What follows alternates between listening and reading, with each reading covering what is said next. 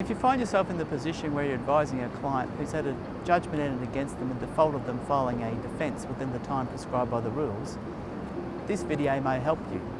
It sets out the matters you need to consider when making an application to set aside a default judgment.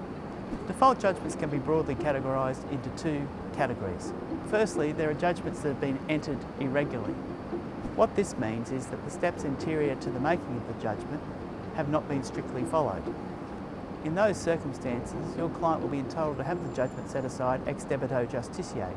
That means as of right, and without any further consideration of the merits of the claim. The second broad category of cases is those that have been regularly entered. That means where all the steps anterior to the entry of judgment have been properly followed, but your client disputes the other party's entitlement to the judgment. In those circumstances, the merits of your client's claim are important. When you make an application to set aside a regularly entered default judgment, you'll have to file an affidavit in support of your application. The affidavit will need to depose to the merits of your client's defence. Furthermore, it should exhibit a draft defence which you intend to file shortly after the making of any orders setting aside the default judgment.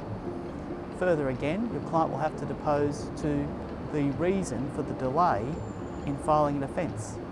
And finally, your client won't be successful in setting aside the default judgment if the plaintiff will suffer an irreparable prejudice if the judgment is set aside, and costs will not be an adequate remedy for the plaintiff. If you found what I've had to say useful or informative, please subscribe to my channel or comment down below.